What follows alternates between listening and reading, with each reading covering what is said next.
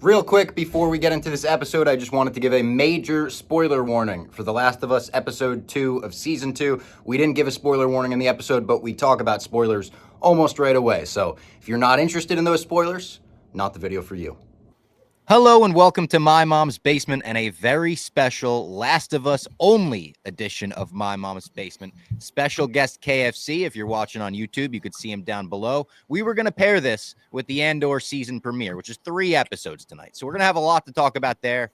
We really have a lot to talk about here. We said it deserves its own episode, and we wanted to bring on an expert in Kevin Clancy. If you watched the rundown, you know he is a Last of Us aficionado and that he's played both games. Dave couldn't understand that, which was hysterical. That was Kevin, thank you for joining us once again. Thanks for hopping back in the basement with us. Bro, I'm so honored. That was the most old man shit that Dave has ever said.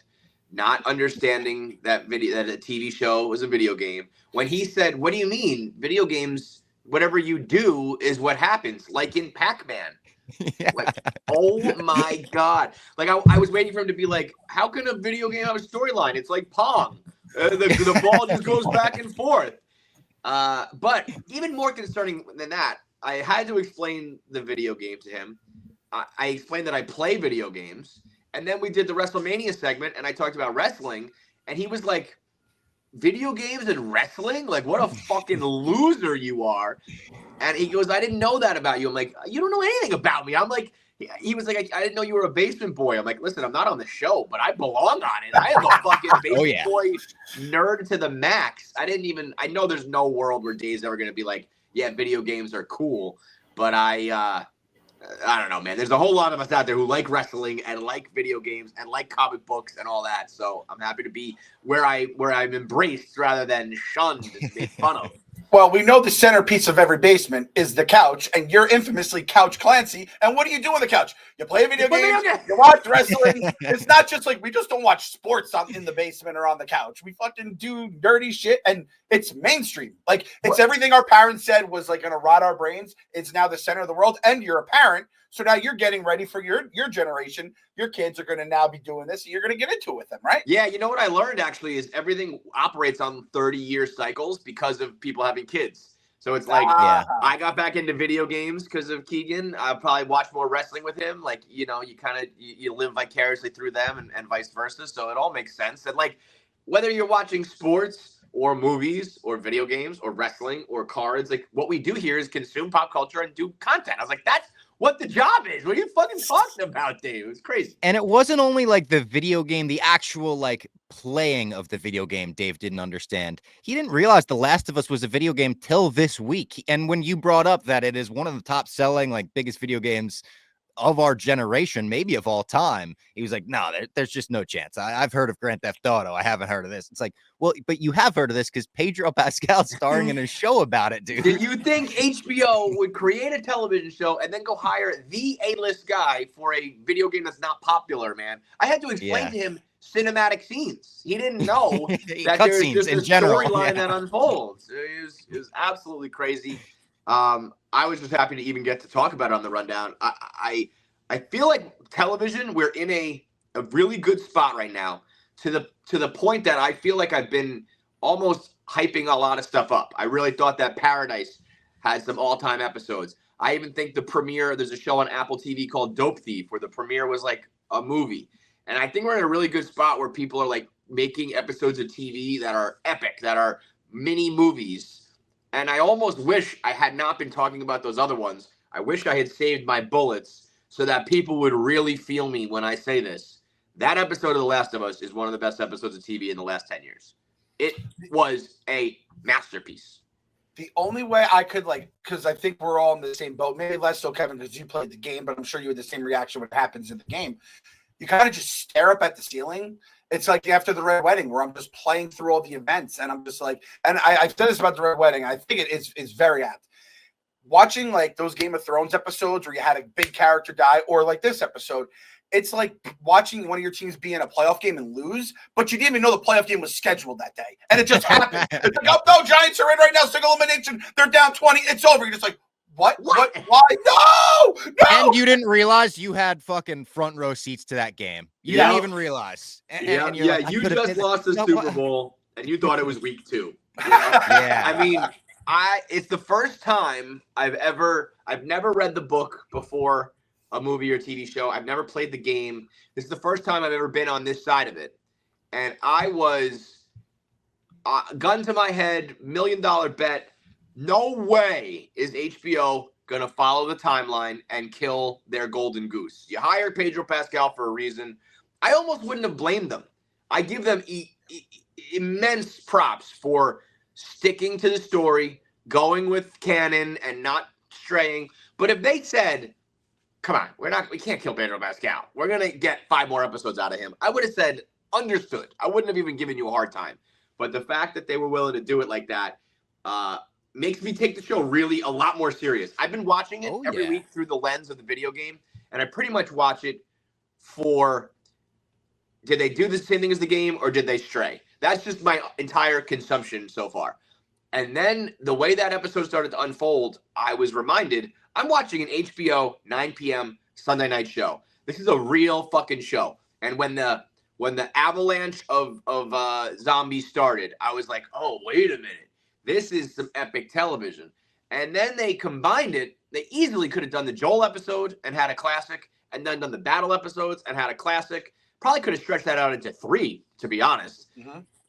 And they said, fuck it, let's go for one, viral water cooler type show. And I think that's the smart move, because as nice as it probably is to stretch it out, having one episode like this that goes viral and everyone talks about it, I think does more for your show than stretching out 3 good episodes, having one great one. Oh, because the stakes are raised for the whole season now. Now it's like everything is like, oh my God, everything after this. Last week when we did the draft, or maybe it was the week before, whatever it was, we were talking about Last of Us a little bit beforehand, and you told me, you were like, there's no way they're following the same thing the game does. Is that what you meant? Yes. I didn't want to say there's no way they killed Joel, but I was just like, they can't. They're not going to do that. They're just not going to do that. And then when it's unfolding the way the game does, I was thinking they're still going to drag this out. And then she shoots him in the leg with the gun, and that you're fucked if that happens. You know what I mean? In that world, you get a shotgun blast to the leg, you're either never walking again or dying from infection or whatever it is. Does that happen in the game too? Does this all play out like it did exactly in the game? The only difference is she bashes his head with a club and doesn't stab him. Like the final blow is just a 9-iron to the fucking skull. But everything else is identical. Not identical, because they just, for whatever reason, Tommy and Joel are together, not Dina and Joel. So they just kind of mixed and matched who was on patrol. So that was a little different. But the shooting of him and the holding him down and then the vicious beating and then Ellie coming in and seeing it. All that was all totally exactly the same. And how far into the second game is this? Like, are you like an hour into the second game and not even? No, it's quick. So Last of Us 2, you play as Ellie and Abby. And the very first thing opens up, you're Abby. You play like she's walking through the snow and they overlook the city and they're like, there it is. Then you go to Ellie and there's some sad, awkward father-daughter interactions. And then he's dead. Episode 1? Yes. So they kind of, they did it pretty accurate to the timeline. So, and then you go on to the rest of the game, you play as Ellie. The second game is, I think, 50 hours long. You play whole game as Ellie, and then you play a whole game as Abby. And I remember once you switched over to Abby, I was like, oh, they're going to give you a couple chapters from this point of view. And it just kept going and going and going. And I think some people actually think it's a little too much. But I'll say this. If they're able to do what they do in the video game on the television show, it will be one of the greatest achievements in TV history. Because I know right now, I said, is Abby an anti-hero or a villain? And a lot of people are like, what the fuck are you talking about? She's not only a villain, she's a super villain. She's the worst. I hate the person. I hate the actress. And I said, I feel you. I've been there. I went through all these emotions during the game, and what unfolds makes you change your mind. And people are like, no way it's gonna happen. And I will say, when when you play as someone in a video game, you become they're the good guy. You're playing as them. Yeah. So you naturally start to like think of them as the hero. It's a little different to watch a TV show and start to like a character. So I think it's going to be a taller task. But if they do it, like, just imagine if there's a world where you don't feel that way about Abby right now. It feels impossible, right? So, but they do some shit where you start to go, I gotta at least see it from her point of view. Can you imagine if, like, Thrones, you're like, you know what, Joffrey? Like, I kind of see why he, like, tortured all those innocent people and murdered all those people. Yeah, like, not so. And that's what I consider, like, for this actress, I'm like, she is now Joffrey to, I mean, definitely Dave. Dave's like, I want to kill the actress. And we're like, Dave, I don't know if we can say this on the air right now. And I said to my wife, as that episode ended, I go, the only thing I care about for the rest of this series is that she fucking dies. That's all I care about, you know? Now, but imagine a world, like, I know you probably can't even fathom it, but think about how good.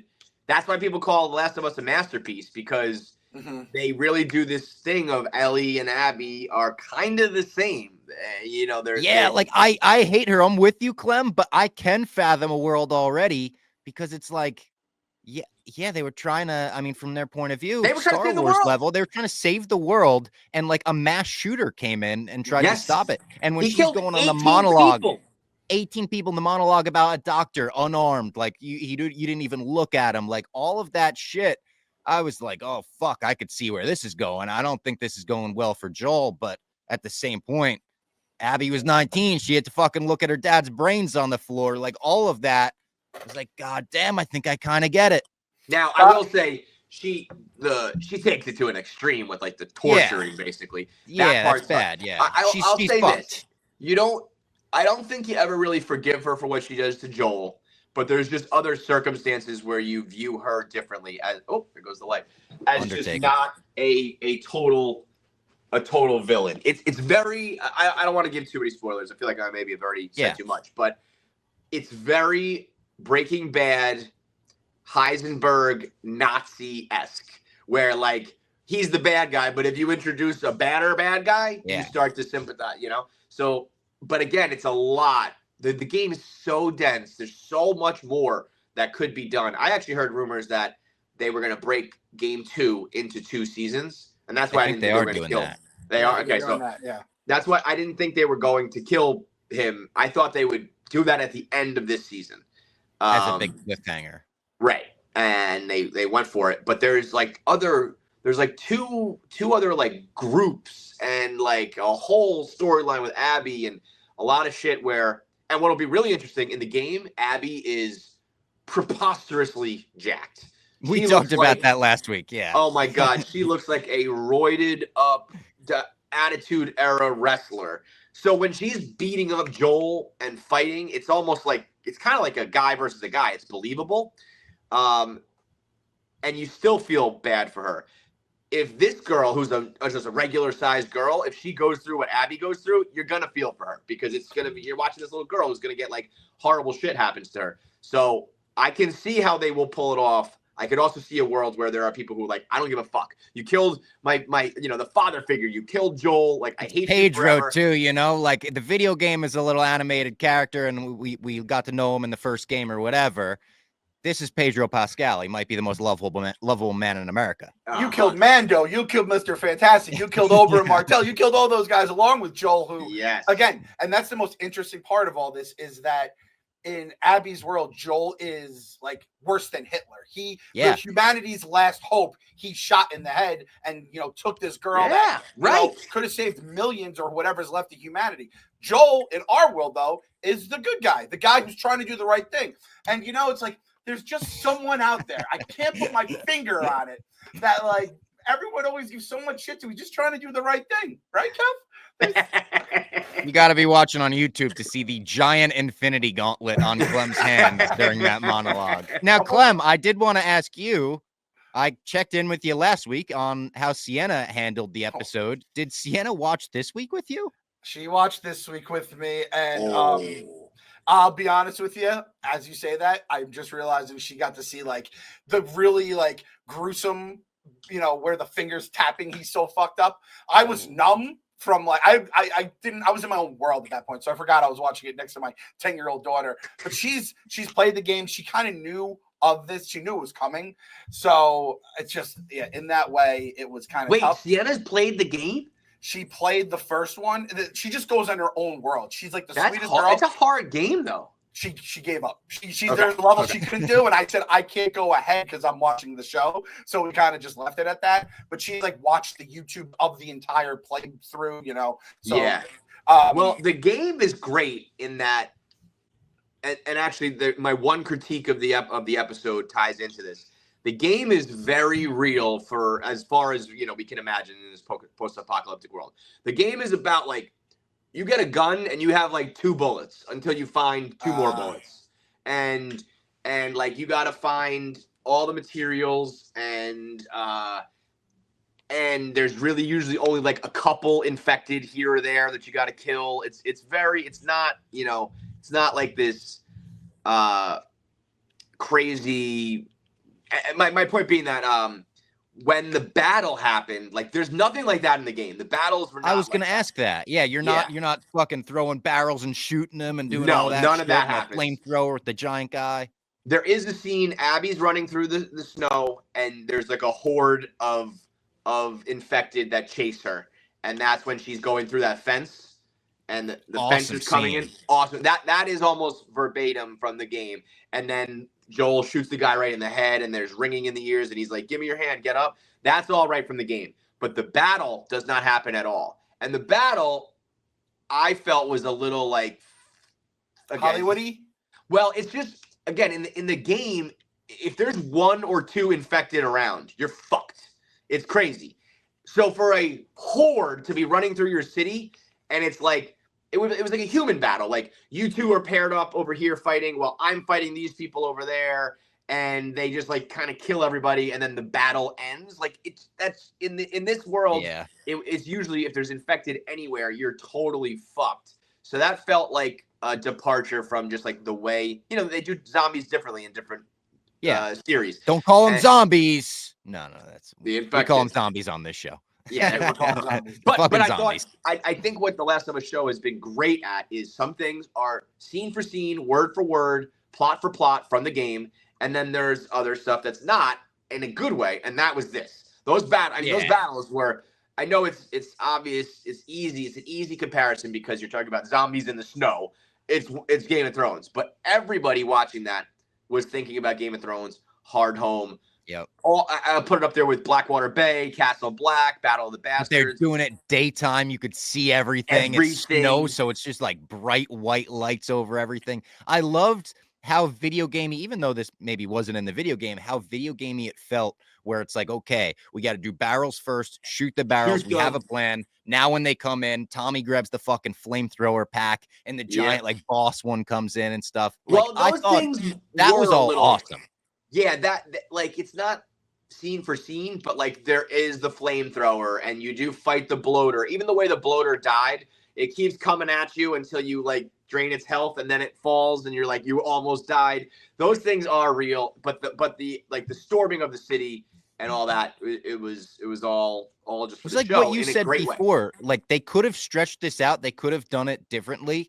But to say we're not just going to rely on the Joel Abby scene at the end to carry this episode, like we're going to make a start to finish every second. You're enthralled, you're captivated. It was like crazy because I feel like already like that scene where Abby's crawling and the fence crushed in, like I almost forgot about that in my mind already because of what happens at the end of the episode. But that was like as good of a zombies are almost getting me scene as we get in any zombie movie, The Walking Dead, The Last of Us. And this does make me feel like I was such a Walking Dead fan for the first few seasons. It hits that itch in the absolute perfect way you want it to, where you're like, yeah, anyone can get it at this point. Like you don't know what's going to happen next. You don't know who's going to die. It is crazy how much this world loves zombie stuff. It hits every time. Like some are good, some are not, some are better than others, but they all are popular enough. And that was like that was, whether you're a World War Z guy or a 28 Days Later guy or a White Walkers guy, whatever, like they could have ended it with the zombies running towards the city, and it's like, Yeah. we'll see you next time for the battle. They could have ended it when Abby says, and this is Joel. That's a moment. The looks they give her. When Ellie shows up and you're like, oh, she's Yes. gonna go in there and save him. End it there. They had at least three episodes, and they just said, fuck it, we're going for all of it. I really give them credit, because there's probably a world where it's smarter to break it up. And maybe, as much as I love that they put it all into one episode, like you said, you're already forgetting some pivotal moments that maybe if you stretch them out, we'd be doing an episode just about Abby running through the fence. And now that's like 10th on the list. So I really give them credit for making one ultra episode mini movie and not pulling any punches. That takes balls. I will say this. There is a concern. I don't think there's a concern, because I think this shows that they're very serious about this show and they're doing it the right way. And so that tells me that the showrunners, the producers, the writers are all cooking. But there's a lot of people out there who are like, I don't want to watch this anymore, because I think there's a lot of people who don't like the casting of Ellie. And I think some people have a problem with Abby as well. And the show, if it's going to go with the game, is heavily Abby and Ellie. Tommy is, I think, going to be a bigger role. I think they're establishing some more people in the TV show than they did in the video game. The video game is strictly Abby and Ellie. Like, that's it. So if you don't like them and you're a Joel guy, you might... I don't know. I'm sure there's some HBO people going, we better be fucking right on this one, because we really risked it, Do they? I don't know if they do this in the game, but could they bring Joel back in flashbacks? They've been talking so much about how he had to put Eugene down in these 5 years. That's gonna happen. Like, yeah. I don't think there's any flashbacks. Maybe like 1 or 2 here and there. She plays the guitar. She has these memories of him. I think there's gonna have to be some Joel flashbacks. This can't really be the end of it. I don't know why they would establish a great actress like Catherine O'Hara as his therapist to then have him no longer be in therapy. Just so for that's that a one little scene, weird. yeah. Yeah, so I think you'll probably see what happened with Eugene, and you'll see him here and there. But I do think it's curtains for him, and it's now the Ellie show. Ellie in game 2, Ellie is a fucking badass. She is like, Abby's this jacked bitch, but it's like Abby versus Ellie, they are an even match, because Ellie is just a killer and a savvy like survivor and all that shit. Revenge on the brain. And she is like not to be fucked with. And I don't know if Bella Ramsey conveys that, we'll see. Maybe she kills it. But she sort of did at the end when she was giving the I'm gonna fucking kill you. Yeah, and that's I think Bella Ramsey's great in the role. I don't have any issues with her.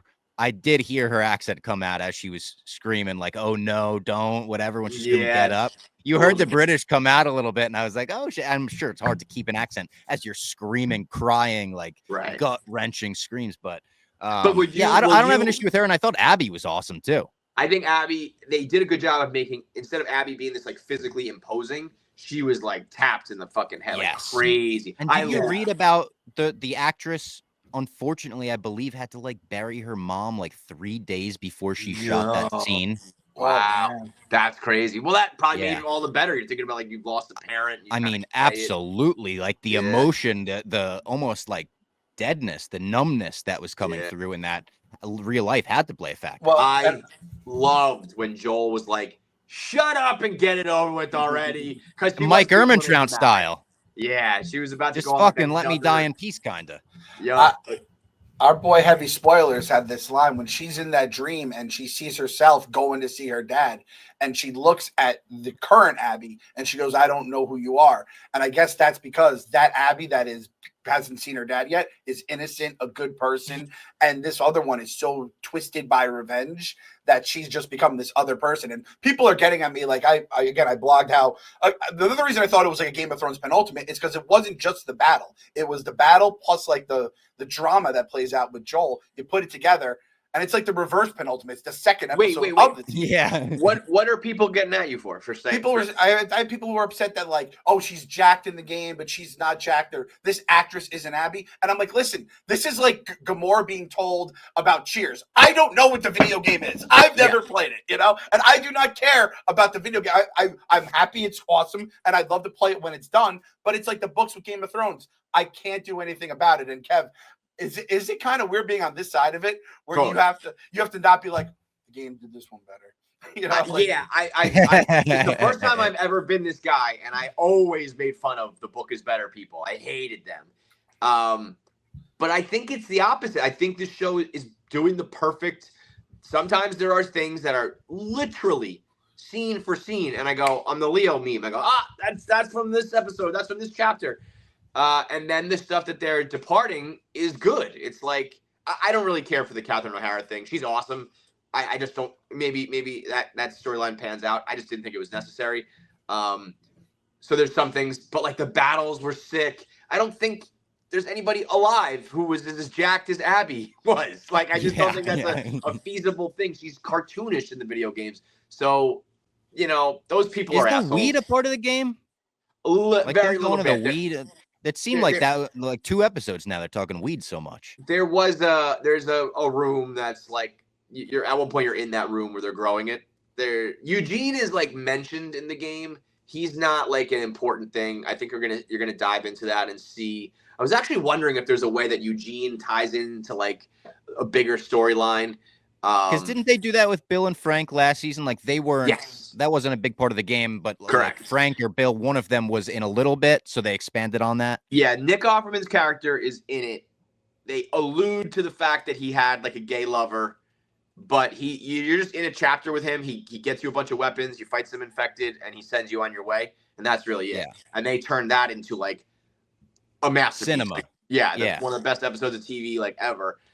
So you know who knows? They're probably you're probably thinking like we want to get into the mind of Joel. Well, how do we do that? Let's do some therapy. So that's there. I think they're doing a like pretty perfect job of satisfying game viewers, game players, and then giving viewers like a better TV experience. And if you're complaining about it, otherwise, you just want to complain. Like you're just trying to be I played the video game and you didn't, and I have like more information than you. I also think, and I could be dead wrong on this, like I wrote a blog just about it coming back, and it was like, oh, I can't stand the way these 2 actors, like I'm sure they probably have political views that some people aren't going to agree with. Oh, Bella Ramsey is like all political. Oh yeah, very much so. Bella, and then I think even Pedro too, for sure. So with all that, it's like I could just tune that out. I will say I could see how Ellie is different in the game just from what I've seen to Bella. And like Lady Mormont was awesome in Thrones, right? That's kind of what put her on our radar, but it's a different character than how you're explaining Ellie. But I mean, this is her chance. The worst part is you talked about accents, Bob. When they did the interview with the Abby character or the Abby actress, and I found out she wasn't British, I was like, God damn it! Why couldn't they have the one person that everyone hates? And isn't Joffrey American too? I think he's American. Is he? He was in Batman Begins, so it makes sense. He was probably like, I don't know if they filmed that overseas. Actually. Oh, that's right. I forgot about Batman Begins. Oh, no, he's Irish. I just looked it up. So all right. He does have a legit and he's accent. retired. Good for him. He was so hated. I mean, he got like the Daves of the world of being like, we want to kill the actual actor. Yeah. And he's like, yeah, I'm all good on that. I think maybe they wrote that Catherine O'Hara scene when someone overheard Pedro say, like, I could have one teardrop roll down my face anytime I want. Let's fucking write a good, I saved her. Fucking let him stand up with that teardrop. I honestly think though the storyline of him saving her is a great one because I really like and the way it's trained the relationship between Joel and Ellie, because in the game they really lay it out there. I think it's pretty established in the TV show, but in the game Ellie's like, I think you're lying to me, and I think I could have saved the world. And I think, like, I'm happy you kept me alive, but I think I would have sacrificed myself. I think I'm the cost of humanity. Like, yeah. And like, and that's why it's a great, but as a father, and he's a father figure to her, I'm not letting Shay die, but a father who already lost his daughter, and now you have someone who is like, okay, it's not going to fill that void, but a little bit it is. But that's where you can't imagine that. I've seen people say, like, this is one man, a violent man with a father complex who's, And so you can see the other side of it. And that's why that's why people call that video game a masterpiece. And really what then unfolds is like a masterclass, an exercise in viewing, like putting yourself in other people's shoes and being like, oh, okay. Well, when I watched you beat this guy to death with a golf club, I thought you were fucking crazy. But I see what you went through, and I can see how you did become radicalized and you became violent. And I don't know. If they pull it off, I think it'll really be some of the best TV ever. It's also just insane to me that Pedro Pascal was just in a show where doctors kidnapped his baby to experiment on them, and he walked in and fucking did it. But they were trying to make cloning for the emperor, not save humanity. So it's the same storyline, but essentially the doctors were bad in one of them. Yep, but I mean that a lot of these things are kind of like tropes or themes that like you can always kind of hit upon the greater good and sacrifice. I mean, he's about to have a kid in Fantastic Four too, and they say Nathaniel Richards is like the key to it all, and like we're gonna have a third thing where Pedro is gonna be like, "But it's my kid," Boys, I think I'm onto something here. So I've been saying for a few fucking episodes now, dating back to last year, that I think I'm starting to become Team Fungus because humanity is so evil and rotten at its core. Really, we're gonna learn that at its core, the humans are the same as the fungus. He's just doing whatever he can to keep his daughter and people alive, just like the fungus is, right? That's what these, all of these things always end up being. The zombies are not what you have to fear. The humans are. That's always the theme, and it's always a good one because it's true. It's like, everyone becomes selfish and violent and worries about their own, and this is the ultimate, on display here. The fungus in the pipes seemingly like communicating is also not in the game.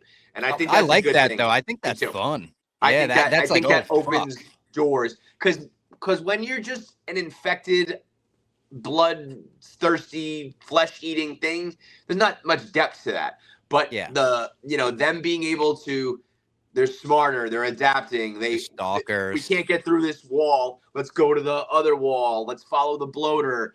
The pipes tell you where to go, whatever that is, adds a lot of layers to this that are way better than just like, if there's a zombie, it's going to try to eat your face, but it's stupid. It's relatively easy to kill. All of it is better to add those wrinkles. And even just to separate it from the game, like The Walking Dead did the same thing with the comics, where it's like even people that played the game and are diehard and know everything now have something new to look forward to, where it's like, oh, let's see what they do there. And what was very interesting? I read an article from the showrunners saying, for the viewer, the TV watchers, we wanted to like shock them, surprise them. And for the game people, we didn't want every episode to be, are they doing it today? Are they doing it this week? Is it going to happen this week? They said they didn't want to torment people. They didn't want to tease it. They didn't want to milk it. So they just fucking did it. And I think that shows a lot that they're really thinking about it from like every angle. Because, I mean, I was like, there's no way this is happening. I kept saying it to everyone. I was alluding to it. I wasn't saying it, but like, there's no way they follow the timeline.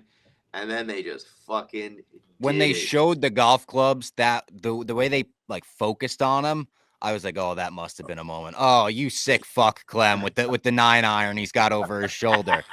But the way they did that, I immediately was like, oh no, she must do it with a golf club. Like, it's about to happen. Like, and I actually didn't think Ellie was gonna save him. I kind of knew, like, once he was in there, I was like, I think they might be fucking killing Joel this week. I also, I watched it late because I was at WrestleMania. Yeah. And I saw a couple tweets that just said, holy shit. Dave tweeted, holy shit, The Last of Us. So Clem texted me, oh, did you get a chance to watch it yet? I said, no, but I know it's a big episode. I saw a couple holy shit tweets. I lost him. We lost the audio. Hear me again? Yeah, now you're back. So Clem wrote back. He goes, not really a big episode, but a lot of cool shots. Oh, and I was like, you dirt dog. I remembered like someone coming up from the snow. I legit in my mind thought like maybe this episode ends with like the bloaters fucking coming to the town and it's an oh shit, we're fucked episode. So he kind of like unspoiled me and like took me off guard again. Yeah. And then I got to that moment. I was like, I think Clem fucking betrayed me. Hey, Bob. Boom, boom, boom. That's, yo. Yeah, now, I mean, this is the question, Kev. Is that like a good thing to do by unspoiling for him? I took his guard down. The but anti-spoiler. Yeah, the anti-spoiler. Yeah, I mean, well, I will say this. That show, episode 2 of season 2, I saw some asshole saying this was so predictable. And I was like, that is a wrong opinion. There is no wrong opinion. That is wrong. This was the most unpredictable thing, maybe in the history of major television. No joke. That might not be for viewers, not for game players, obviously. So you probably were never going to be on guard for that anyway. So I don't think you needed to anti-spoil him because he was never thinking that in the first place. But man, you probably experienced it more than like anybody did because you're not thinking anything. I was jet lagged. I literally got home like an hour later. I throw on the episode. I'm like, all right, let me catch up. Probably action packed. It's going to be awesome. Halfway through the episode, I was like, I don't think I want to be here anymore. I don't want to call my mom. I want to go home. The only thing I'll say is being a game guy. If I was just a TV viewer, I think I would have cried. I think I would have been sobbing. I think it really would have felt sick. Right. I know that sounds so dramatic, but No, like I but just sat there in silence for 10 minutes, just being like, what the fuck? The only thing I didn't like about the episode was that they had a little. It should have just ended, right? Because they had. I didn't watch anything after. I couldn't watch anything after. There was a crane shot of her laying on top of him. Yeah. And they said in the after show, they said they wanted it to be a big empty space to like make you feel that they're all alone. And I think afterwards there was like someone like I think they were at a grave maybe. I might be confusing. They ride away on the horses. Yeah, and they have the body dragging behind. That should have been nothing. It should have zoomed out, and then when it did end, they played no music. They just cut to the credits. That was well done. But I think it should have ended, and it should have let you sit there in your own sick, just like Red Wedding was just like no music afterwards. Yeah. But as a game guy, once he got shot in the leg, I was like, wow, they're doing it. And I'm looking around the room and everyone else I'm watching with to be like, wow, are they reacting? Almost kind of like golf clubs? Eh? Yeah, like relishing this moment rather than if I had no idea it was coming. Like when in the game, I think I was tearing up in the game when it happened because, you're like, you don't think that's coming either when you're playing. So, it's hard to be emotional about it again. So I think that's the only thing that sucked about knowing it was coming was you don't feel like the full gravitas of it. But it is fun to be on the other side going, wait to see what happens next. You're not going to believe it, Wait. That's why I love this, this like the people who are like, Ellie, Abby, this, Abby, that. I'm like, I was there too. I'm just telling you. And maybe you will, but just wait to see what unfolds, Kev's one of those people where they're like, why are they singing Reigns of Cassimere? What does that mean? And he's just fucking rubbing his hands together like the Birdman, just getting ready. That's the perfect way to put it. Like, when my wife was like, oh no, when she saw Joel was about to actually get the, stick in the neck, that I haven't heard that sound in her voice since Game of Thrones was cooking in season 6 and our beloved characters were dying. So they brought that back. And this actually takes me to my next question. So as soon as that happened, I wanted to tweet. I thought there were some pretty good memes from this episode. I think I was going to say the golf club on the ground was going to be like another Mets season about to begin, or like Ellie just looking at him. That's what it feels like being a sports fan, right? But then it's also like, it's not like Thrones where we were live tweeting Thrones as soon as it began. So it's like, it kind of got that spoiler, grandfather law in. And it was also WrestleMania night, which made it tough. But man, like if something crazy happens this week, we can't tweet it. I don't even know how to, what do you think? It is live TV now. It is a 9 o'clock. Did this break the barrier? I think I'm over a spoiler culture. I think a show like that's week to week when it airs, it's fair game. Like if it's something where like you binge it all on the first day and you can spoil it for everyone, I wouldn't do that. But like, I don't know. Unfollow me, do whatever. I'm here to talk about this shit. And when something like that happens, we got to talk about it. I don't know. I wish there was an easier way to do spoiler tags on Twitter or make your tweet blurred on the timeline. They should do like in Reddit where you can have the blacked out. The invisible ink. Yeah, you should do that in a way. Or like we need to invent like a new platform, a new social thing where it's like, you follow these accounts and they only Threads, get on that. Yeah. Figure it out. Blue Sky or Threads or whoever. You can only see certain tweets because it is like that was a you know, RIP to my dog Tony Stark, 6-year anniversary. It was Yeah. one of those moments. But yeah, it felt like, you know, you can't talk about it, or I kept saying things like they really took it there, or they did it, or they stuck to the storyline and the timeline. But I think it's all fair game, man. Like it's too important of a show. It's too big. And also everybody like there's 20 million people who already know because of the game. So That and like I feel like it can't get bigger than this. Maybe it can. I don't know what's coming forward, but it's also like this. I feel like if anything is gonna break that seal, it's this moment. And now for the rest of the season, it's like, okay, this is fucking appointment viewing because we got a war to win with fucking Abby in the mix right now. I can't imagine even if they throw some, you know, TV sauce into the mix where like they can come up with their own shit. There's compelling stuff for sure. The game was great. There's a lot more that happens. There's nothing that even comes close to the death of Joel, which is a tough. I mean, Abby and Ellie taking out the whole cast in a murder suicide might not be bigger than this. You know, like it's Pedro Pascal again. They killed Mando. They killed Mando this week. And I saw people saying like, "Well, this happened in Game of Thrones with Ned Stark." No, it didn't. That was not Game of Thrones. Was not Game of Thrones starring Sean Bean. Like it was. He was a name and he was in it. But Pedro Pascal, like one of the main characters for sure. But we also had an ensemble cast. Yes, and it was like not like build up as his show. This is Pedro Pascal's show, and they fucking whacked him. I know we were all joking. We were like, we're gonna get Pedro overload. We're gonna get the Mando movie. He's gonna be in Last of Us. He's gonna be in Fantastic Four. No. He showed up for fucking 2 days on set of Last of Us, and he's all done with that work. Well, that's why it also makes sense when people are like, "How could he do all this?" It's like, well, he wasn't doing one of them. That's a great point. I hadn't even thought of. Yeah. I hadn't even thought of that. How is his schedule not so packed? Because he's in The Last of Us for 2 hours. I do think we'll see some flashbacks, but there's no way he has another 7 or 8 episodes of work in him. So yeah, that all makes sense in that regard. I can't, if you have 7 episodes to, like, the bar is up here now. I don't know what you're gonna do. And it's like, I actually am happy they didn't do an episode 1 because it would have been too, I want to say obvious, but it would have just been like, all right, and now we're here. And then it would have just had the drop. I feel like it's like, all right, set up, boom, 2 happens. And Took us off guard. I just think they're going to probably just try to keep us off our feet. Like you said, Kev, Game of Thrones had literal, like, families, kingdoms. There was like 8 Lannister or 5 Lannisters and 8 fucking Starks and 5 Baratheons. And there was all these people. Like Seth, the steak sandwich bigot, is like the 6th most popular guy in the show. It's crazy. The only thing I will say is I think it might have been smarter, and I would have been really tempted as the showrunner if this episode ended with Joel, and you zoom out, and then the final scene are the White Walker, the zombies running towards the wall, you'd be like, oh, next episode we've got and that. Now they're fucked. Yeah. Yeah. And that would at least put a little bit of space between Joel dying and whatever comes next, where it's like, next episode we have this epic battle, and then episode 4 we're worried about like getting back into the storyline.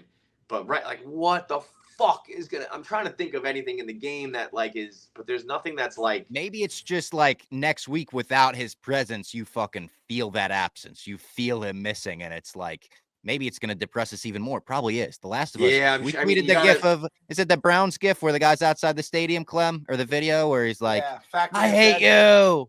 Factory of Sadness. See you Sunday. Yeah, that's The Last of Us. Every week. Like Tommy still has to find out, right? Like there's some other people who are going to be crushed. Tommy has to find out. There's like fucking when Luke finds out when Han's gone, Yeah. We got into some dark shit. I'm just gonna put it on the pod. I was like, Tommy's gonna find out, then he's gonna like his son's gonna be bitten, and it's like, let's just get really fucking dark right now. Like I feel like there's a lot of it dark because like there's people in the town who got bit, right? So yeah, that was one thing I kind of missed, but I guess at the end you see a guard who was bitten and he hands his gun over, and then you hear the gunshots. I mean, I hate to be morbid, but I think had they shown that a little bit more, that the townspeople had to kill each other after they were bitten. Yeah. Because the one thing I did feel like, it felt like they won that battle and that there weren't many casualties. And I bet there were, and they just didn't show it. But like they should have showed like this city that they thought was safe and they thought they were going to live out, like got fucked up, Yeah, like maybe let's stop doing therapy and worrying about that. Let's like fucking hand each other some guns. We're not ready for therapy yet in this world. It's The Last of Us, bro. This ain't, shrinking. We're talking All right, that's all I had. Anything else from you guys on The Last of Us, the most fucking sad, shocking episode of The Last of Us ever? I just think that the Abby anti-hero versus villain argument, which we have a lot in TV, is gonna cook more than people even can fathom. So be on the lookout for that. Again, as someone that does, did fall in love with a big purple man that turned out, had some controversial Two opinions big with purple himself. men. You have a type. Grimace and Thanos. Yeah, that's true. I am very excited to see how it's going to happen. I'll go with an open mind. Couple notes I just had in the episode. Oh, by the way, Kev does all these, has his breakdowns and everything. Mm-hmm. I saw you had the, everything you need to know before season 2. I blogged that with our stuff. So, check out all his stuff on his socials. He has what's the name of the YouTube again? It's Watch List is the yeah. The Infective being able to keep themselves warm in the snow, that felt like cheating. That was bullshit. Sucked. I knew we lost you again, Bob. Chekhov's flares and bells. As soon as they're talking about flares and bells, I knew we were cooked. That fucking Seth definitely spit in those steak sandwiches. I have no doubt in my mind. It was such a fun episode when the Larry Tunsil fucking gas mask came out, and that was another great part forgotten about all of it. And the attack of Jackson, that almost is forgotten because of just one golf club. Completely, it's up there with Blackwater and everything else for me. And that was as good of a battle scene as you can get on television. And I think for me, the thing that really drove it home was Ellie going, listen, we have our shit, but it's Joel and Ellie and Joel. We're together forever and we're fine. I'm like, oh, they never got a chance to make up, and you see that in the, she has a lot of guilt and everything in the game. When she's yelling get up, Joel, it's like, oh my God. And he tries to get up when she says it. You see his body. I was like, oh no. Yeah, and he's looking right at her. The one cool thing was behind the scenes, if you watch that little extra, they're putting the makeup on him to look beaten. And it's funny when, his eyes are open and he's looking around, and then they're action, he puts his face on the ground because he's, looks like he's dead, but he's not. That the makeup guy said he was this is the biggest moment of my career. And if you look at the side by side of the game and they smashed it, it's identical. Exactly. That's awesome. I also put in the notes, it's this is a serious thing I wrote. Joel's in a better place now. What kind of show shouldn't be having you think that at 10 o'clock on a Sunday, right? Easter Sunday, no less. And I'm like, he's in a better place. This was a cruel world. He's with Sarah right now. Tess is up there, hopefully. This is the stuff you should be thinking at 10 o'clock on a Sunday night. And but that's also why I think it is a good which side are you on? Because I bet you if you ask Joel, Joel knows the things that he's done in this world, and he probably he said what goes around comes around. This is gonna. That's why he's just do it, So I think even Joel can understand Abby a little bit. The rest of the people should too. I want to know if there's ever going to be a time where I'm Joel was actually the monster. He was the big bad, and he ruined everything. Wicked. They need to do a reverse, angle and play. Joel's defying gravity. Well, listen. I mean, that is kind of the essence of the game. So if that's what you're looking for, definitely tune into the season because I think that's kind of what they try to do, at least from Abby's perspective. There we go. Kevin, thank you for joining us again. Check out Kevin's recaps every week. He actually knows what he's talking about game-wise, so he can make the comparisons that we go to him for to relay for you guys. So check those out. And I guess see you next week. We'll see you with Andor, but Andor, hopefully give us some happy premiere episodes, please. We need them right now. Andor is gonna be a barrel fucking laugh. I tweeted that out today. I'm gonna just be honest, guys. I'm not ready for Andor right now. They're giving us 3. We're not just getting 1. We're getting 3. Yeah, it's the prequel to the guy making a sacrifice. We already know he's dead. So yeah, it's fucked. Right. You're gonna make the characters, build them up, make you love them, then kill them. 3 episodes worth. Let's go. You're a factory of sadness. See you next Sunday.